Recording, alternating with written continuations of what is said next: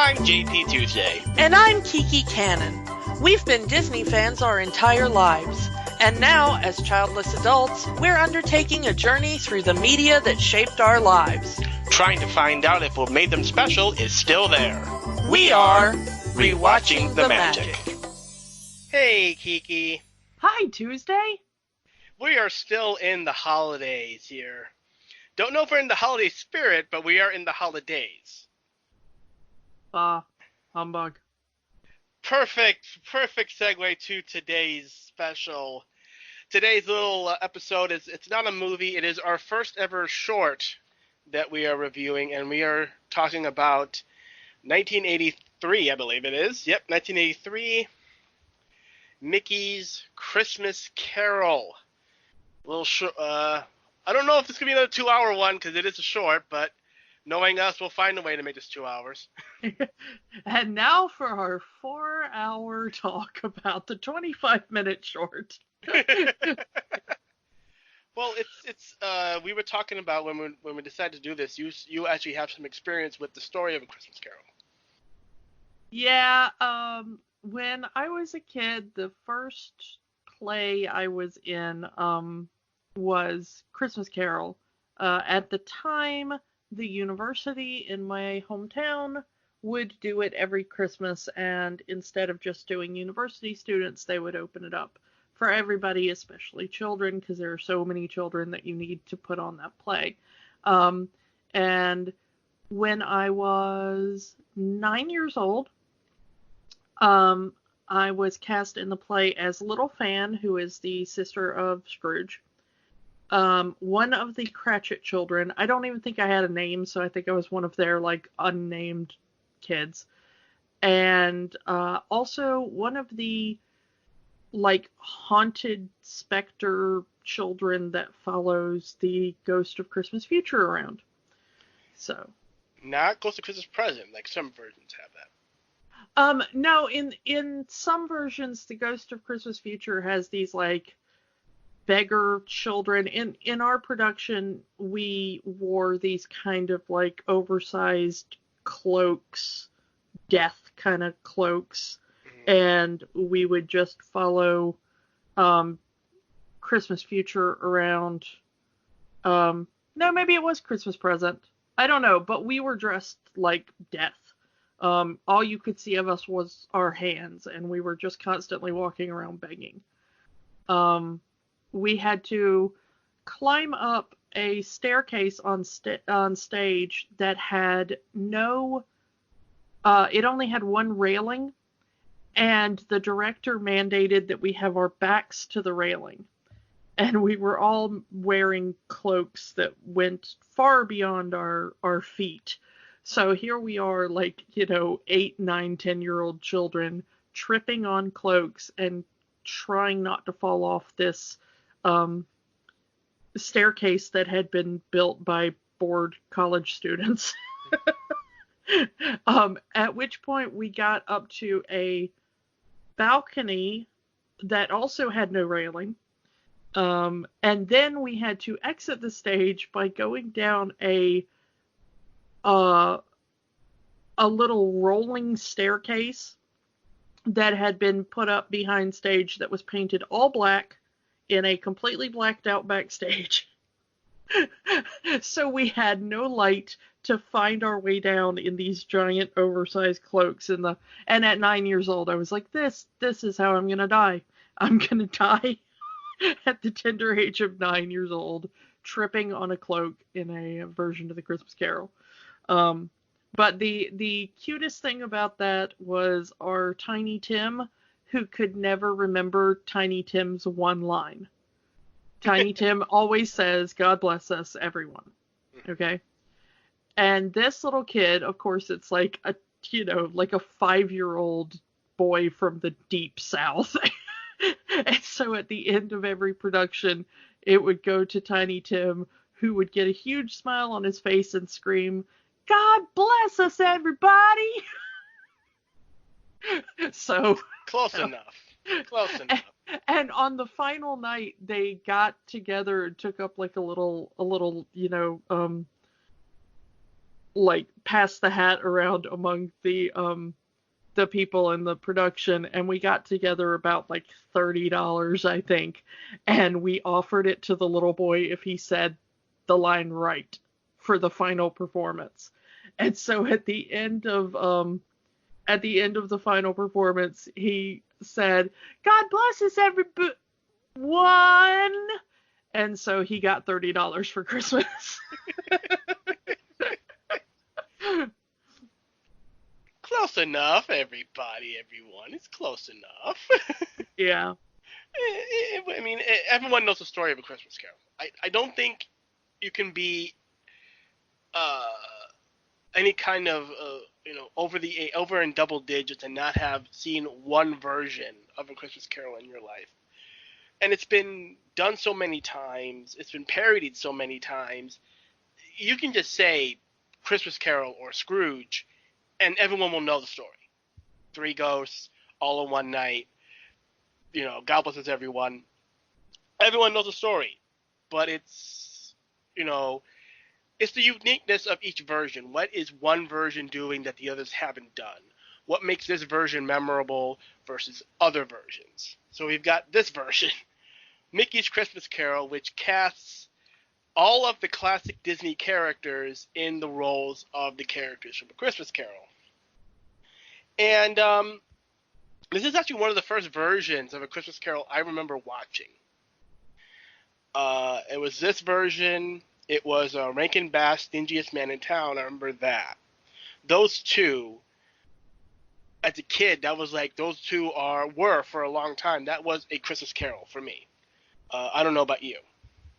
This one was so ubiquitous when I was growing up that I was actually shocked when I did the rewatch and I saw it say it was made in '83, because this was such a huge part of my childhood, and it seemed, even at the time, it just seemed so ancient and just part of the normal kind of zeitgeist, I guess, that I figured it was made in like the 60s or early 70s or something, that it would have been done well before I was born and not after I was born.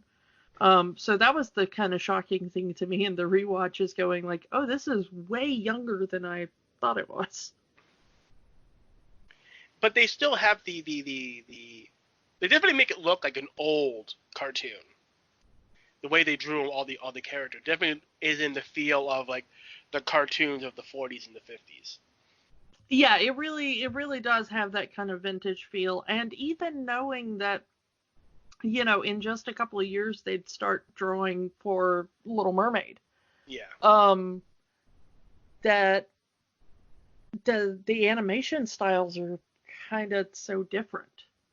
And this one even starts off with the kind of vintage, even now on Disney Plus, it starts off with the kind of vintage title card of like Mickey's face with the yellow rays coming out behind it and everything, which was on all the old Mickey shorts. Well, they did add the Scrooge hat onto him and the scarf, because it's Christmas, you see. Well, yeah.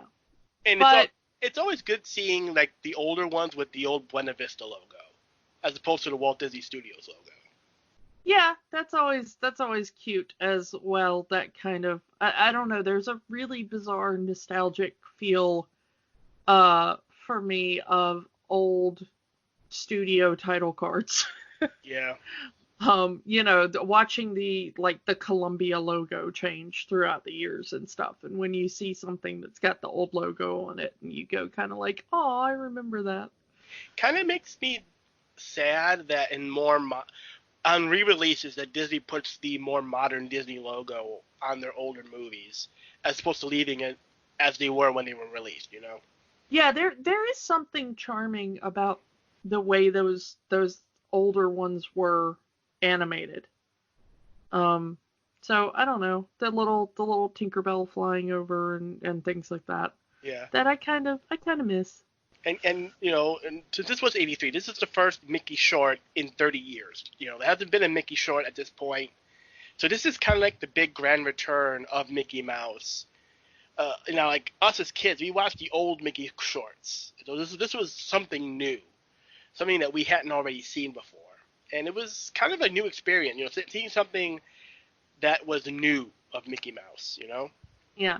And also, people forget that this was like they released this theatrically at first. Like this Yes, was nominated for an Oscar, this and we was think with of it. We think of it today very much like we think of Charlie Brown Christmas or yeah. something.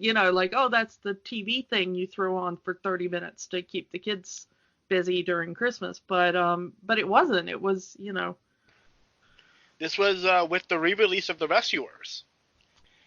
So, I mean, and this was just a few months, in terms of shorts, just a few months earlier, they had released Winnie the Pooh and a Day for Eeyore with the re-release of The Sword and the Stone. So, back in the day, kids, back before home media, back before streaming media, Disney would re-release their old movies into theaters, and they, for the big ones, the popular ones, they can let them stand on their own. But for the, let's say, less than favorable movies, they had to have something to get the audience in and watch the movie. So with the re-release of The Rescuers, Rescuers was okay for its time, but they really needed something to pull the audience in and get them to come into the theater, sit down, and see the movie again. And, the first Mickey Mouse short in 30 years would be something to bring people in, especially since they were releasing this at Christmas time. Oh, let's make it a Christmas thing. So it's one way to get people into the theater to sit and watch The Rescuers 10 years after it came out. Yeah, and like I said, I can't. This just immediately, I think, became a you're gonna watch this on TV at Christmas time thing. Yeah. When I was little, it was this and Charlie Brown Christmas. Mm-hmm. And like, Rudolph and Frosty and all the Rankin Bass kind of ones. Yeah. So, for a short called Mickey's Christmas Carol, Mickey isn't really in it all that much. But honestly, if you're going to do a Christmas Carol, there really isn't a lot of characters for Mickey to play. You're not going to put Mickey as Scrooge. No. Doesn't work. Yeah. Much like we'll be talking about it much later, but Muppets Christmas Carol, they put Kermit in the role of Bob Cratchit, which is perfect. Mickey in the role of Bob Cratchit is perfect because it fits Mickey's character. Yeah. Go ahead. People keep forgetting that Ebenezer Scrooge is the villain of Christmas Carol. Yeah, he kind of is. Shocking for some of you, but yes, Scrooge is meant to be the villain. Yeah, and who else to play Scrooge but Scrooge McDuck? The character that was kind of inspired by Ebenezer Scrooge, and a character that himself, for as long as he's been around, has not been in a lot of animated material. He's mostly been a comic book character. He was introduced in, the Donald Duck comic books, and his popularity spun him off into Uncle Scrooge comics, which, amazingly, in my research for this, that comic is still going. Oh, yeah. I see that at the comic store all the time, and it kind of shocks me that that's still a thing. Yeah, IDW currently prints brand new Uncle Scrooge comics that you can still read. And honestly, maybe it's partially due to the popularity of the recent DuckTales cartoon. Maybe it's just people just know the character of Uncle Scrooge and they're just going to buy these comics. But yeah, Uncle Scrooge, he's been around since the 40s. Really, up until this point, has only been in one animated short, which was Scrooge McDuck and Money in the 60s. And before we recorded, I actually watched that short, first time in many years, and that short still holds up in terms of learning about money and how to invest and all that stuff. For a Disney short, amazingly, it still works, even though it was made in the 60s. Yeah. So, of course, Scrooge would become even more popular And this is 83, so a couple of years after this, DuckTales would start, and then everybody knew who Scrooge McDuck was. And and another thing that was shocking to me on this was realizing that Alan Young wasn't the first voice of Scrooge McDuck, because he is like the only one I think of. Yeah. You know, to me, that, you know, until recently with the casting of David Tennant, like there was no other Scrooge McDuck. You know, it was always Alan Young. Yeah. This is the first time Alan Young has voiced Scrooge in an animated feature. There was one other person who did voice him in that previous short, but yeah, this is Alan Young's, for lack of a better term, debut as Scrooge. Even though he has done the character a few times in some audio stuff, including another version of Christmas Carol. Yes. An album version of Christmas Carol. So this was kind of his second outing as Scrooge in A Christmas Carol as well for Disney, which is weird. Yeah. And it's mostly the same as that audio version. There's some casting differences. Like that audio version has a different Ghost of Christmas Past and a different Ghost of Christmas Future. But for the most part, and it has some extra songs that are not in this short. But for the most part, it's beat for beat this very same special, which I was amazed when I actually sat down and listened to it. Like, for example, the Ghost of Christmas Past in that audio short is Merlin from Sword in the Stone, which is strange considering. And the Ghost of Christmas Future was the old witch from Snow White. Huh. Now they changed it a bit. Like recent re-releases of that audio replace those parts with audio from this special to kind of keep everything streamlined. So they have changed it. You can find the original version on YouTube somewhere.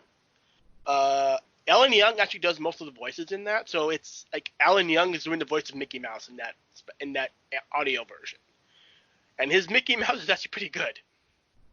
Yeah, I don't know. Alan Young, I don't think gets enough credit for how talented he was, because everybody thinks of him either as just Uncle Scrooge or Uncle Wilbur. Scrooge and that guy from Mr. Ed. Yeah. Depending on what you watched in your childhood.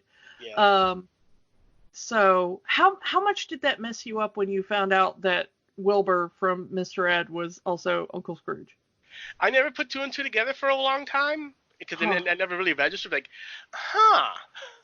I was the weird kid, you know, and once again, pre-internet, but I was like the only kid that read the credits. We've talked about this before, about how I'm the weird kid that read the credits on everything. And seeing those two names, it's also the same way I realized that Mark Hamill was the Joker, except I honestly thought there was a separate Mark Hamill who was just a voice actor, because even knowing it was the same name, I was like, there is no way that Luke Skywalker is also the Joker. Well, he's even said it himself as like, Luke Skywalker's the Joker? No one would ever buy that. And I didn't. Even as a kid, I was like, voice of the Joker, Mark Hamill. I'm like, oh man, that poor voice actor who has to share a name with Mark Hamill, who is much more famous than him. Nope, same guy. Yeah. And even Mark Hamill's a very talented voice actor with all the other roles he's done besides Joker. Speaking of weird voice actor geekery and Scrooge McDuck, one of the people who voiced Scrooge after Alan Young's death is a man named Eric Balza. Yeah. Who we know from Mighty Magiswords.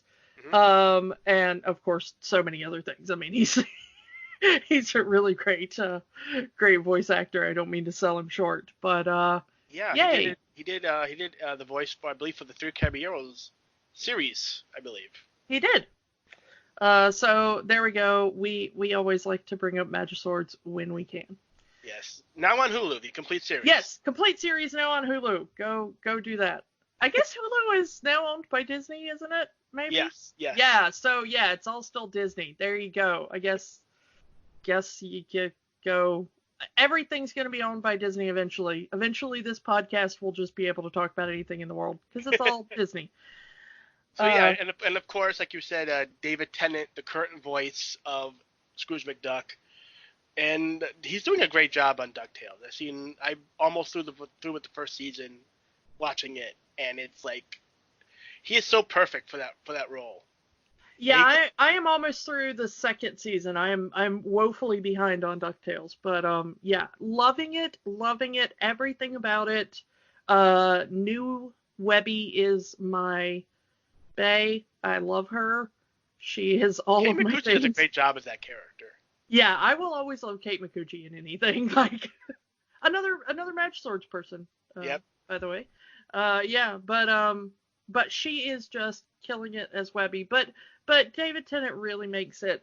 The only thing is that while David Tennant does do an excellent villain, his Uncle Scrooge is very softened from Alan Young's Uncle Scrooge in the original DuckTales. Yeah. Uncle Scrooge in the original DuckTales had a little bit of a harder edge to him, and I don't know who made the choice to kind of soften him a bit for the new series, but I'm not hating it. Mm-hmm. So, you know. So, of course, getting back on track, this is not the first time, or like you said, not the first time they've adapted the Christmas Carol. Not the last, because they would do it with the Muppets, as we were talking about. And they would do it one more time with Jim Carrey. Have you ever seen the Jim Carrey Christmas Carol? I have not. Neither have I, really.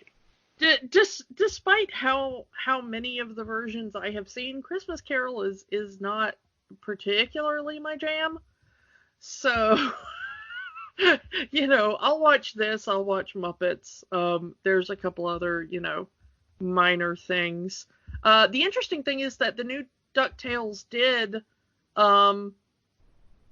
a follow-up of this short in one of their episodes. I have not seen that. In season 2, they do a Christmas episode, and it is that all the boys are going around talking about, like, oh, Uncle Scrooge hates Christmas. He won't let us celebrate Christmas, and he always disappears. And then you find out that Scrooge disappears because the 3 ghosts from Christmas Carol show up and take him on adventures every Christmas because after this meeting they had become friends or something like that. So wait. Mickey's Christmas Carol is canon? I'm not sure if it's Mickey's Christmas Carol. I know what it is. It's not so much Mickey's Christmas Carol, because they changed the ghosts, the way the ghosts are portrayed, but Scrooge has a line in there that's something like, and I've only seen the episode once, so forgive me if I get it wrong, but it's something to the effect of, they showed up at my window one night, they were trying to find another guy with a similar name or something like that. So I think the idea was that they were really looking for Ebenezer Scrooge, and they ended up accidentally at the home of Scrooge McDuck and then became friends. So I'm not certain that it's necessarily that Mickey's Christmas Carol is canon in DuckTales now, but it definitely throws out a lot of things to that. So that's definitely where they were going with the idea. So. All right, I think that's enough. We've been doing this for 23 minutes at this point, so let's. God. Yep. Let's. You know what? This is what, episode 5 now or whatever. You know what you're getting into by this point.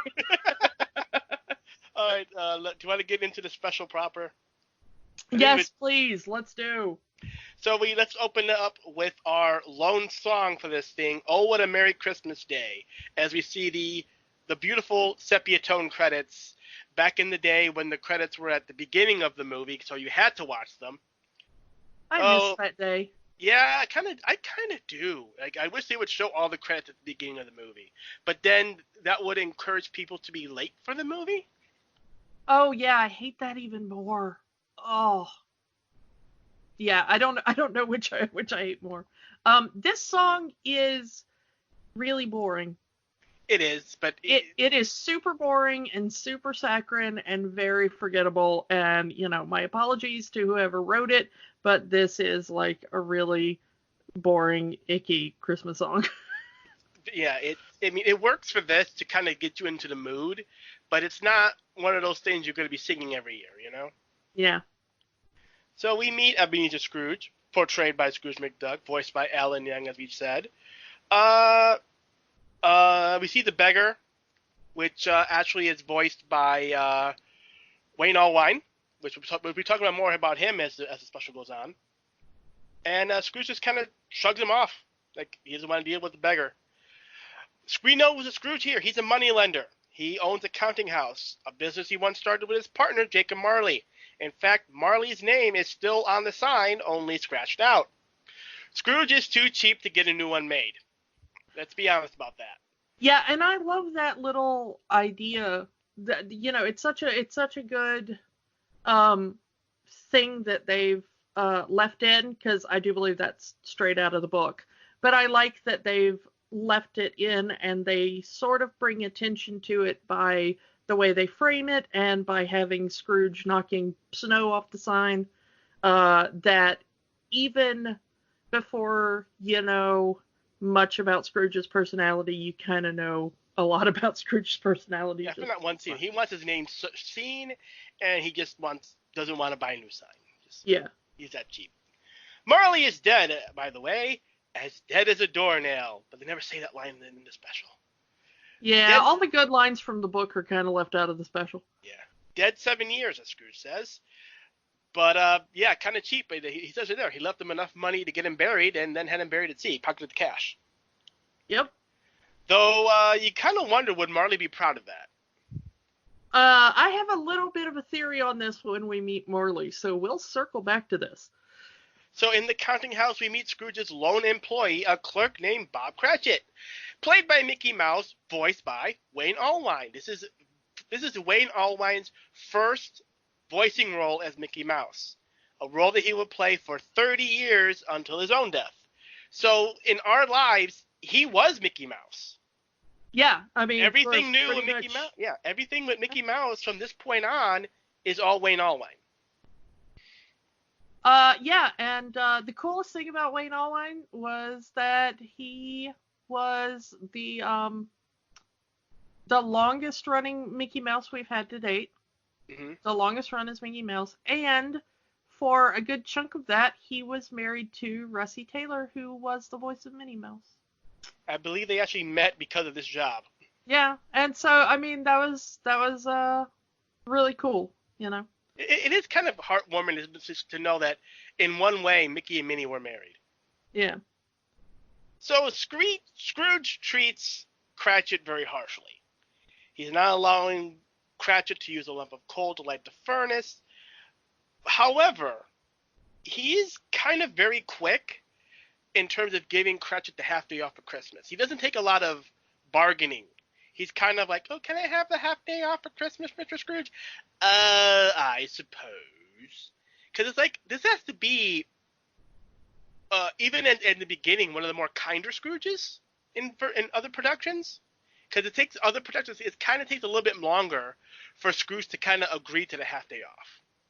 Well, again, they only had 25 minutes. There is so much in this that is truncated for this, which we'll probably talk about again when we get to the ghost, because that's really the thing that suffers from time limit. So they add that Cratchit also does Scrooge's laundry, making some extra money. I don't know if it's in any other version, because this is the only version I remember it ever being in.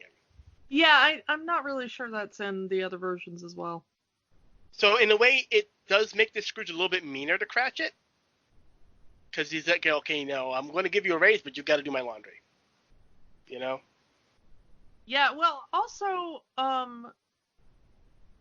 the thing about the coal, we're not just dealing with Cratchit being cold, but in there, Cratchit says, I was trying to thaw out the ink so I can do my job.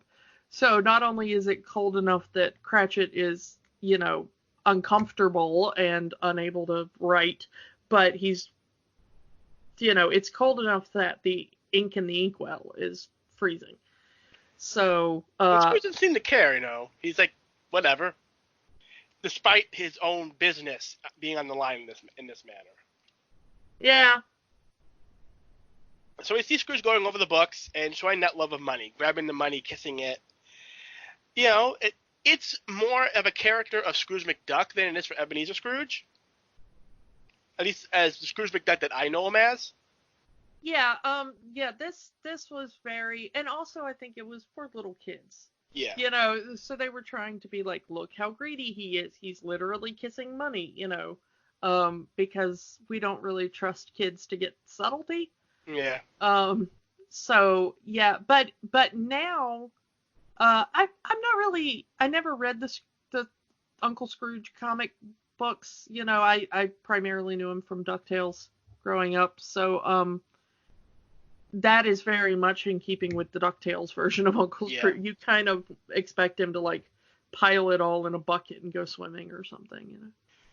So let's enter Scrooge's nephew Fred, played by Donald Duck, voiced by Clarence Nash. This is the last time Nash would voice Scrooge before his own death, unfortunately. Yeah, the only original voice actor for any of these characters that appears in this. So Fred gives Scrooge a wreath, inviting him to Christmas dinner. Scrooge very angrily declines, and that's putting it mildly. Especially, you know, the way Scrooge kind of perks up Fred by saying, you know, you're going to have all these great food, you're going to have all this, you know, stuff. And then, you know, Fred is kind of perking up. Yeah, we're going to have all the great food there. And it's like, I can't eat any of that stuff. Get out of my plate. It's like, come on, dude. It's just, it's fitting with Scrooge. Both the, you know, Ebenezer and McDuck. This also is kind of like really, really cruel to Cratchit because we, you know, as we see later, Cratchit has like a canary for dinner instead of a chicken and everything. And they're just standing there talking about how Fred is going to have all this like incredible food for Christmas. And there's like, you know, starving Cratchit in the corner having to listen to all this. Yeah. So, I mean, let's kind of pause here and obviously there really is no one other character that could have played Fred other than Scrooge McDuck's actual nephew, Donald Duck. Yeah. It does, however, make Fred very difficult to understand because I like the character of Donald Duck, but I absolutely hate the portrayal, and I hate that he's such a big part of DuckTales now because I always need captions. There's lines in this that he says that I was like, oh, is that what he's been saying for the last 30 years? Because I never got that. And it's kind of become sort of a meme in Disney. They've kind of accepted that, you know, people who don't understand Donald. And they've kind of made that into the meme. It's even in the new DuckTales where that's like kind of a spoiler. I did see the clip of Don Cheadle voicing Donald Duck. And it's like, that's what he's been saying the entire time. He's been saying all this cool stuff the entire time. Yeah, and honestly, I wouldn't be able to understand a single word without captions on the new DuckTales. Like, if you've got hearing issues, Donald Duck is the worst character. Yeah, but I love Donald Duck. You know, he's like. I mean, he's a good character, but just the way that the voice. Yeah. Is, I've never been able to understand a single thing Donald Duck says ever. So, Scrooge kicks out nephew Fred, and you know, Fred leaves the wreath there anyway because, you know, he's, for as cruel as his uncle is, that's still his family, so he's going to try to be nice to him. Scrooge is then visited by the Collectors for the Poor, played by Ratty and Moley from Wind in the Willows, which I had to look that up because I haven't seen Ichabod and Mr. Toad in a long time. Yeah, neither have I. Like, I honestly didn't know who the characters were. So Hal Smith is Ratty, Will Ryan is Moley. They will play other characters in the as the show goes on. Amazingly, Hal Smith, Will Ryan, and Wayne Allwine play a lot of characters in this story. Yeah. So it does have probably one of my favorite lines in the movie. And it really really sums up. There we go. Really sums up how rich people view poor people, in that if you give money to the poor, they won't be poor anymore.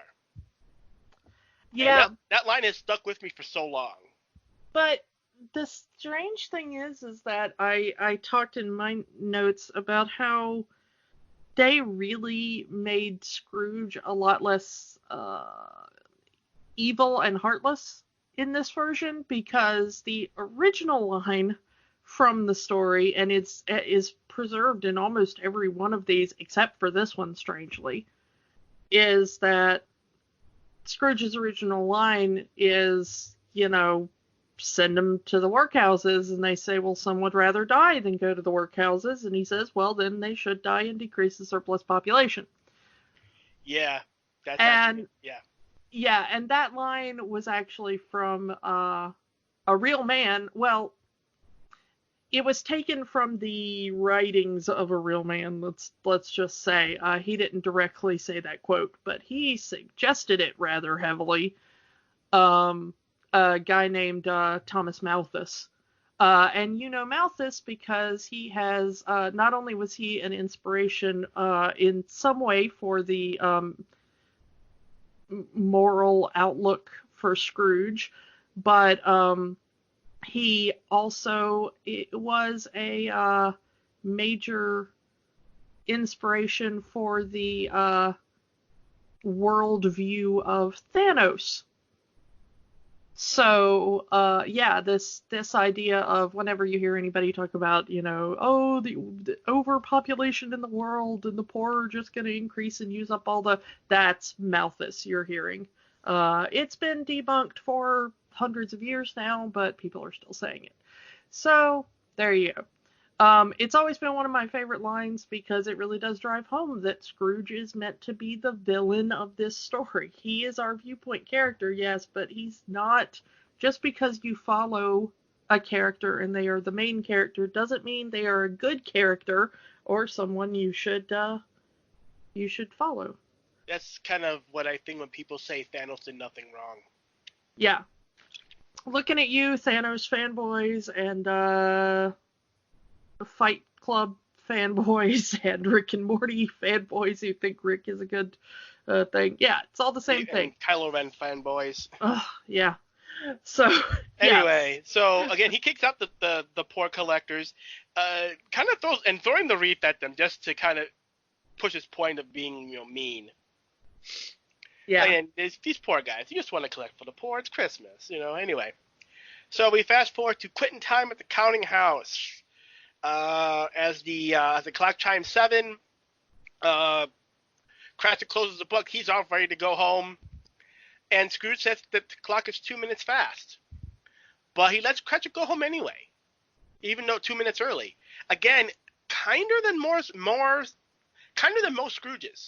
Because in that situation, probably would have had him stay even 5 minutes longer. I very much agree with that. I was kind of shocked to see that in the read, because it's been some years since I watched this. So I was like, wait, really? He let him go 2 minutes? That's not Scrooge in any other version of this. Granted, he says, but I want you here all the more early the next day. Like, yeah, 2 minutes? It's like, be here 2 minutes early tomorrow to make up for the 2 minutes today. Again, I understand it's a kid's movie, 25 minutes, but still. Comparison to other Scrooge portrayals, this is pretty kind. So, what was it, 9 or 8? Scrooge closes up shop, goes home, and his door hanger changes to the face of Jacob Marley, played by Goofy? Yeah, this was always the weirdest casting to me. Voiced by Hal Smith, only time he ever voiced Goofy. Yeah, it's, of all the characters, Goofy? Yeah, when it's like, because you hear Scrooge talk about Jacob Marley in these glowing but evil terms. Yeah. Like Marley would rob from the widows and the poor people all on the same day and stuff like that, and you're like, Goofy? Like, does Goofy even have it in him to? I don't know. It's weird. Not the character I would have chosen. Honestly, if I had to choose a character, I would have used like the Big Bad Wolf. I think he would have been a better option. Yeah, well, maybe. Who would you have casted as? What Disney character would you have casted as Jacob Marley? considering all these characters are supposed to be animals. Mr. Ooh. Toad? No, I mean, I kind of liked him as Fezziwig. Yeah, I don't really know, honestly, especially with the characters they had at that time. Maybe the maybe Prince John from Robin Hood. Yeah. That could have worked. Or King Lion from Ben Nuts and Broomsticks? Maybe. Yeah. I could see that as well. But I mean, if you're definitely gonna go with some form of animal, then I think Prince John would have been a really good choice. It should have been a villain. I think that's what we're trying to say. It should have been a villain character in the role of Jacob Marley. Yeah. Maybe Sheriff of Nottingham. Maybe. It would have fit the money role. Yeah. Sheriff of Nottingham would have been a really good version. Anyway, running from the spirit, in a very funny scene where Marley steals Goofy steals Scrooge's hat. Yeah. As a ghost. It's very funny. And then Scrooge tickles him with his cane. It's just silly. But it fits for A, Goofy, B, it's a kid's movie. Yeah. So, Scrooge hides in this room, and Marley goes through the door, hauntingly calling Scrooge's name, and then trips on Scrooge's cane because he's Goofy. Yeah, a bit of an undercutting there, but I guess you don't want to make it too scary for them. And that's probably why they made him. That's probably why they made Marley into Goofy, because they wanted to make the scene comedic. Yeah. Kind of downplay the fear of Marley. The most interesting thing to me is that, like, Scrooge has always lived in his own house. He's rich. He's a rich man, so he's got his own house. He doesn't, like, live in an apartment house or something. Mm-hmm. But in this version, he goes in his front door, he goes up the stairs to his bedroom, he gets in his bedroom and locks the 17 locks on his bedroom door, which I always thought was weird. Like, I could understand if they were, like, the 17 locks on his front door, but that he has that many locks on his bedroom door? I don't know. Just old and paranoid? I don't know. It just seems an odd place to have that much fortification. Comedic timing, I guess, because, it's funny in that regard. I don't know. So, Marley has come back from the dead to say that his life of swindling the poor was wrong, and now he carries the heavy chains through the afterlife, maybe even longer, and warns Scrooge that he faces the same fate. So, there is a thing about the way they portray Marley in this, in the visual, that I never understood until I got older, is that Goofy has like a handkerchief or something tied around his head. Mm-hmm. And I was like, well, I guess he's Goofy? But this is the theory I was talking about earlier when you were talking about the burial, because this is how people at the time would prepare bodies for burial. Mm-hmm. Is that as soon as they discovered that the person had died, they would tie a cloth under their chin and around the top of their head to pull the jaw up, so that when rigor mortis set in, the jaw would set in place and prevent the mouth from gaping open. So in a day, pre-embalming and before we would do things like, have the ability to kind of sew the mouth shut and wire the jaw in place and all that, whatever they do now for the viewing, the easiest thing to do was, okay, they're dead, tie something on there, and then a few hours later you take it off. But my theory is that the reason he is still wearing this in the afterlife, because this would always be taken off before they would do the viewings and the, any kind of mourning, any kind of funeral. Scrooge didn't let him even get that cold. Yeah. Is that Scrooge was like, well, Marley's dead. I'm going to take the money he left me for all his funeral services. I'm going to give his still warm body to some passing sailors. and say, go dump this in the ocean. And so it's kind of a really subtle way of suggesting that Marley was never given proper funeral rites, which may also have contributed to his state, which I find really cool and subtle and fascinating in this context. Because it's not something a little kid would have known, and it's not something, that I knew until, ages later. But kind of fascinating there that they've kept that bit of historical context for in a Marley. way, but that's kind of like the visual representation of Jacob Marley. That's kind of, when you think Jacob Marley, you kind of think with the head wrap and all that. It's kind of synonymous at this point, especially with all the versions of A Christmas Carol that came before this. But I do like that that's preserved in this, even though they're like, oh, it is, for kids and everything, and so much of it has been dumbed down, that little bit of cruelty from Scrooge is still preserved even in this version. Because it definitely was something that at the time, to a Dickensian and Victorian kind of audience, the idea of like he was buried with the head wrapping still around, because that means he wasn't given a proper viewing, a proper funeral, it would have been like a really cruel way to treat the dead. So I like that it's preserved in here. Bravo to everyone for keeping that, even though the little kids would not get it. Yeah. So, three spirits, do as they say, or your change will be heavier than mine. I love that Goofy holds up two fingers for that you'll be visited by three spirits. Because it's Goofy. Yeah. Again, that's still part of the story. Everyone knows that story. Yeah. So, Marley leaves and trips down the stairs because it's Goofy. The Goofy holler caps that whole thing off, because you're not going to be able to have Goofy in the scene and not have that Goofy holler.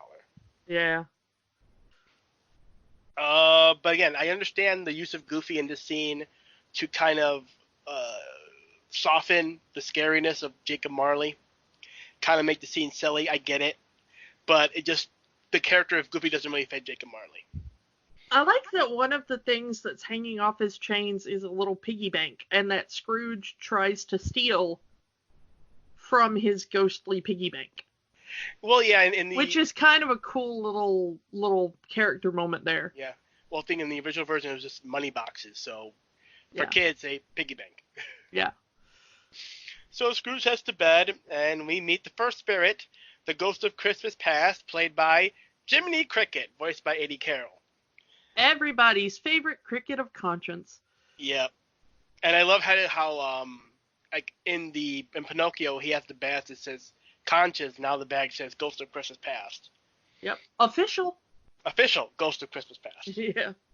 One thing I've noticed in when watching this is that the audio on Jiminy Cricket is different than every other character in the story, in the cartoon. I don't know if they recorded him differently, because every character kind of sounds like it's from an old cartoon, but Jiminy Cricket just sounds like it's a recent dub over.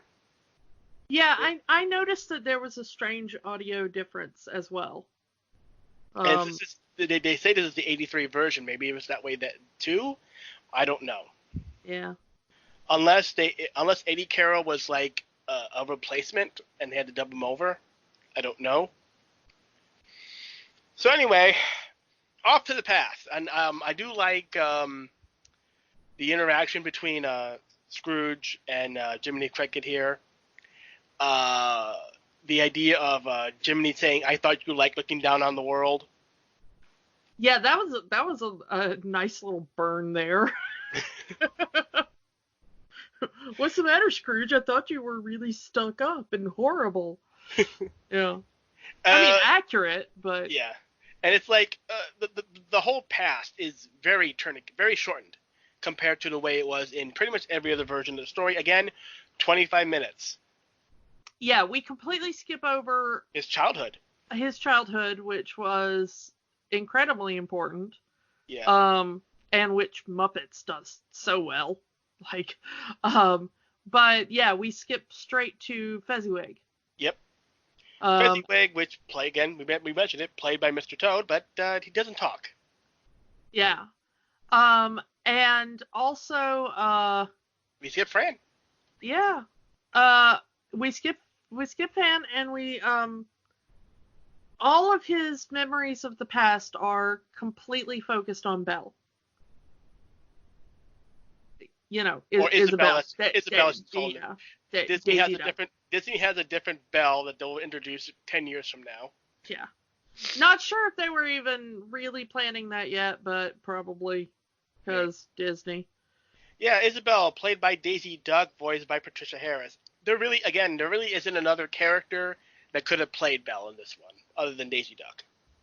Yeah, although you wonder, like, if Fred is really mad at Scrooge for stealing his woman. Years before, technically, he would have been born. Yeah. So, and there's a lot of cameos in this one scene. Granted, a lot of the cameos are animals from Robin Hood, and very likely we're using the animation from Robin Hood. But you see Clarabelle Cow, Horace Horsecollar, Chip and Dale, Huey, Dewey, and Louie. None of them talk. Yeah. But, they get their cameos in at Fezziwig's party. Daisy Duck is kind of into Ebenezer here. She's into Scrooge. She's under the mistletoe. She's trying to get him to go under the mistletoe. And I do like the interaction of I'm standing under the mistletoe. You're also standing on my foot. I don't know. I always found that as funny. Yeah. And the two have this little dance, and they have a little kiss there. And the heart's over young Scrooge as he's like totally into this girl, and older Scrooge like reminiscing of how much he loved her and how much he just couldn't get enough of her. And that didn't last long, as the spirit fast forwards time 10 years. Scrooge now working at the counting house. I don't know if Marley's there because we don't see Marley. We just see Scrooge. Isabel is mentioning of a honeymoon cottage and wonder why Scrooge hasn't married her yet. Scrooge's response is that she was late on the last payment of the cottage and he's foreclosing the mortgage. Very cold, Scrooge. You just told your woman, yeah, you know what? You know your house? Yeah, I'm foreclosing your house. Because at that point he's already had his riches. He's already in a way rich. So he's already chosen money over her. Yeah, and once again we see him like lovingly counting the coins. Yeah. So heartbroken, Isabel leaves Scrooge and they never see each other again. And there are other versions of this that show what happens to Isabel after. Most have her like pretty much dying alone, which I always find cruel for Isabel because Isabel didn't deserve that fate. Yeah, but then you have Scrooge doesn't want to see anymore because I guess that's his great regret in life was letting Isabel go. And Jiminy Cricket just says, you know what? You did this yourself. This is all of your doing. I didn't do it. I'm just showing you what you did. And we see Scrooge back in the bedroom. Why did I let her go? Why was I so stupid? And it just feels like maybe that was his great, maybe that's his great regret in life. Even if you go with the other past stuff that we skip over in the story, it always comes back to Belle. Yeah. That was his great regret, was letting the love of his life walk away. Yep, choosing money over love of any sort. In the book, it's a bit clearer, and in most other versions, they kind of go into that. He kind of didn't let familial love or romantic love or just love of humanity. Yeah. So this one distills it completely down to romantic love. Yeah, it's Disney. It kind of works within Disney. Well, and also 25 minutes. Yeah. So now we meet the Ghost of Christmas Present, played by Willie the Giant, voiced by Will Ryan from Mickey and the Beanstalk. Willie is the only human-looking character in this. and it's very strange. Yeah. He also seems very ditzy. Well, that's how he always. I mean, I don't know how long it's Well, been since but you've for the seen. Ghost of Christmas Present, once again, the size is right because Ghost of Christmas Present is always supposed to be kind of huge and larger than life in a very literal sense. Mhm. So, the physicality they got right, but once again, I'm a little confused at the portrayal of the character. I would have put Goofy in this role myself, but Yeah, a big giant Goofy. That would have been great. come in and know me better, man. Are you? Yeah. That would be great. Again, Willie does not say that line. Nope. Like I said, almost all of the great lines are left out. I mean, we really only get like The one. bah humbug and God bless us everyone. Yeah. Like, So, anyway, the ghost is surrounded by tons of food, the food of generosity. Scrooge says that no one's ever shown him generosity, and the ghost says he's never given anyone reason to. But even though he hasn't shown generosity to anyone else, there are still people that have love in their heart for him. Again, this part is also cut down because all we see is Bob Cratchit. yeah. We don't see Fred's house. We don't see anyone else. But also what he said about Fezziwig, because he says, "Oh, I never worked for a kinder man" when he sees Fezziwig. Yeah. So, and they're having a big Christmas party at the office, basically, with Yeah. lots of food, drink, and stuff, and so, um, it kind of does undercut the oh, nobody ever showed me generosity. It's like, no, dude, like 30 seconds ago we just saw your boss being super nice to you and giving you a party with food and Yeah. so but yeah, once again, it's very much distilled to let's go look at the poverty of the Cratchit family. Yeah, and we get the obligatory male accidentally looks at a female with the scream thing, which is a cheap joke in cartoons, but kind of was a popular one back then in the old 40s cartoons. Yeah. Oh, I do like the joke of the street light as a flashlight. Yeah, that's nice.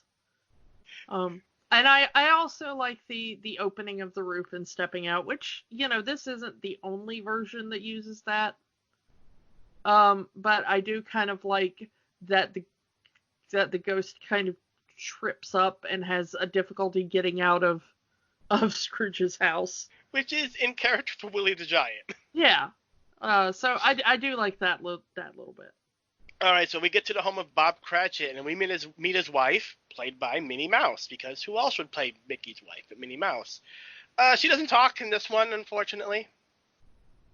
And yeah, they have the canary, which just this is probably the poorest Bob Cratchit portrayal in any version that I've ever seen. Because at least other versions of Cratchit, they at least have a regular sized bird. Yeah. So it's like they really are pushing the poor on poor Bob here. Yeah. And also Mickey's clothes that he's wearing always have like giant patches on them and things like that. So they're really playing that up. Yeah. So we have the other kids, and we enter Tiny Tim, portrayed by little Morty Fieldmouse. Yes, this character has a name. And yes, this character's name is Morty. Enter your own joke here. Yeah. Dick Billingsley does the voice of Tiny Tim in here, and Tim is a sickly child, only able to walk using a crutch, but he still has a positive attitude. That is still true to the character of Tiny Tim. Scrooge wonders what will happen to Tim, and the ghost says he sees an empty chair where Tim once sat. That's actually one of the few things from the book that they port straight over. That empty chair line is in almost all of the adaptations. For a silly character as Willie the Giant is, they did make him sound very serious in that one scene, that one line at least. But we don't get to spend much time with the Ghost of Christmas Present because as soon as he says that line, he's out of there. Scrooge is alone. Smoke fills the air, and now Scrooge is in a graveyard face to face with a cigar-smoking ghost of Christmas future. Very unique choice to have a cigar-smoking ghost of Christmas future. And does lead to this having a tobacco use warning on Disney+. Yes.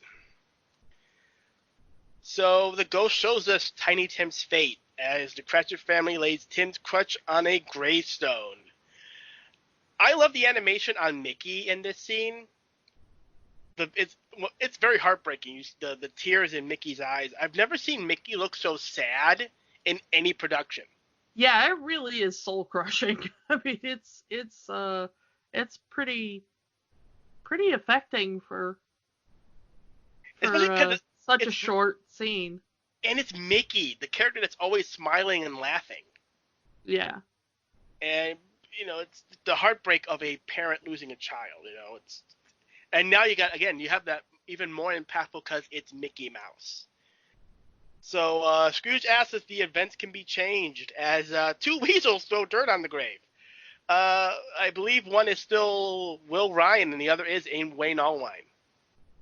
Yep. Again, these Wayne Allwine, Hal Smith, they're doing a lot of voices in this short. Never have they seen such a funeral. No one showed up. They've never seen a funeral where no one showed up before. So they decided to take a break because, he ain't going anywhere. And walk off as Scrooge wonders whose grave it is. And on the Disney Plus version, they're obviously using a somewhat restored version because you can actually read the name on the gravestone already if you actually look at it. Yeah. This is HD, folks. The joke is given away, even if you don't know the story. The ghost lights another cigar, revealing himself to be Pete, voiced by Will Ryan. And very, very rare that you have to hear the Ghost of Christmas Future talk. It's yours, Ebenezer, the richest man in the cemetery. Followed by an evil laugh. Yeah, because it's Pete. Again, most adaptations keep the Christmas Future ghost silent. And it's just very odd to hear a version where he speaks. Yeah. This is one of the few where they give lines at all.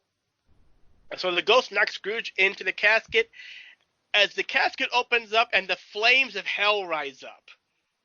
In a Disney cartoon for kids. Yeah. For kids. Because you need imagery of hell. Yeah, this was always kind of one of the scarier moments in my childhood, was like him desperately clinging to the vines in the side of the grave, trying not to fall into the flaming coffin. Not the first version to have Scrooge go to hell. I believe the 1970 version. There's a full scene where Scrooge is in hell. Yeah. Met by Jacob Marley. I think he goes to hell and there's Jacob Marley there saying, "Hey, you showed up." And yeah, in Scrooge just screams, I'll change," because it's like he's literally scared straight by the literal flames of hell. Yeah. He was already heading that way though, because he's begging Marley at the beginning. When he feels the weight of Marley's chains that get wrapped around him there for a little bit. He's already begging, which I think is helpful in such a truncated version of the story. Yeah. That he's already a little worried before the ghosts show up. Because unlike in the actual story, because it is so short, we don't get any dismissal of the idea of the ghosts. We also don't get any dismissal of Marley's visit. Yeah. Because in the main story, as most of you will know, Scrooge says, no, it's just indigestion. I hallucinated it. Nothing's going to happen, And so it's not really until the Christmas future that he starts getting really serious about it. But they make him kind of serious already when he realizes what's happened to Marley. Yeah. So he falls into the grave and, flash to his room and he just falls on the floor of his bedroom. It's Christmas morning. Their spirits did it all in one night. Scrooge is now a changed man. still in his sleeping gown, he is off to do God knows what. Yeah, they add more comedy with this, with him, like, tying the coat rack to him with his scarf and punching his way through the hat and stuff like that. Yeah. Yeah, they make that scene more comedic, and he's more energetic, and there are, depending on different versions of this scene, he can either be more crazy, I guess. Some people think that Scrooge just went crazy over the whole experience. But, whatever. Well, he did come back for his cane. That is one thing he did, I can't go out like this, grabs cane. Okay, now I can go. That kind of reminds me of you in some cases. Yeah, and the amount of times that I get out to the car to go somewhere and realize I've forgotten my cane inside is really depressing. So Scrooge runs out. He meets the collectors for the poor, and he gives them 100 gold coins, straight up. All these coins. It's like, okay. Even the collectors are shocked at this whole act of generosity. Yeah, I like that the guy thinks he's going to hit him when Scrooge first gives him the coins. He did just throw a wreath at him not even 24 hours earlier. Yeah. Scrooge runs into Fred, saying he'll be over for Christmas dinner, and it's like, and Fred is like, as he says in the story, I'll be doggone. Like, Scrooge has never come to Christmas dinner. Now he's gonna show up. Okay, we'll keep it hot. And I hope Cyril the horse there got some of that dinner, because he's really loving the sound of as Scrooge is describing the dinner, and the horse is like, yeah, that sounds great. So I hope the horse got some of that dinner. Yeah. A stop at a toy store, which is somehow open on Christmas Day, and Scrooge is up to the Cratchit's house. I think it's just an influence of him being that rich. He can have a store open on Christmas Day. But, back then, Christmas was not as big as it is now, so I wouldn't doubt a business will be open on Christmas Day. I don't know. Cartoon, I guess. Even in the original story, he does get all these things on Christmas Day. Yeah. I mean, remember, this is a Dickensian nightmare, so the fact that people are working on holidays does not really surprise me. Yeah, anyway, he tries to cover it up, tries to act like the old him as he reaches Cratchit's house, barging into Cratchit's house as he opens the door, saying the bag is another load of laundry, but a teddy bear falls out. Scrooge tries to play it off, but Tiny Tim knows a lot more than people are guessing here. He's figuring things out.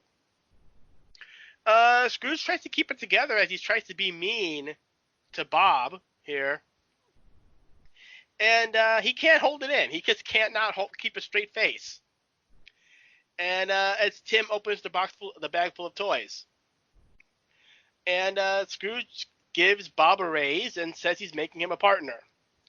Which I don't remember that line being in any other version of Christmas Carol, of making Bob a partner. I don't really either. I mean, I'm not saying that it's not, but yeah, it's not a thing I really... The raise I remember, but not necessarily the partner. It's like, the raise I can get, because he does kind of treat him like crap. And even in other if this was another version, a longer version, I could understand the partner line, but the partner line just comes out of nowhere. Yeah. I guess that they really wanted to make his change seem like super exaggerated. Yeah. And Tiny Tim says the famous line, God blesses everyone. And Scrooge just plays with the kids as the special ends. And I guess that's it. That's we get a little reprise of the what a lovely Christmas day, and the end, and we're done with Mickey's Christmas Carol. Yeah. So does the special hold up? I actually enjoyed it far more than I expected to. I thought that it had a lot of really nice touches. I think that it does suffer a little bit from being so short, but overall, I think they hit all the major points, and I think for little kids especially, it's kind of a good introduction to the story. I think so too. I think it definitely holds up. It's definitely a classic to me. And again, using the classic Disney characters as characters in the story works well. Again, a thing that works so well. So many other studios did it. And like we said, we mentioned with the Muppets, Looney Tunes did it, Flintstones did it, Simpsons did it. Simpsons did it. Literally, Simpsons did it. So it's like, yeah, I've definitely seen far worse Christmas Carol, versions. yeah, So. for 25 minutes, this isn't bad. Again, if you have little kids and you want to introduce them to the story, this is not a bad start. Yeah, it's actually pretty enjoyable, and it gets through it pretty efficiently. So yeah. Yeah. So let's have a little fun here. I will say though that in the research for this, I was reminded that apparently Siskel and Ebert both hated this. They gave it 2 thumbs down, and they thought it was awful. They tend to do that with a lot of kids movies, though. And I was like, really? And they got mad that there wasn't more emphasis on Mickey.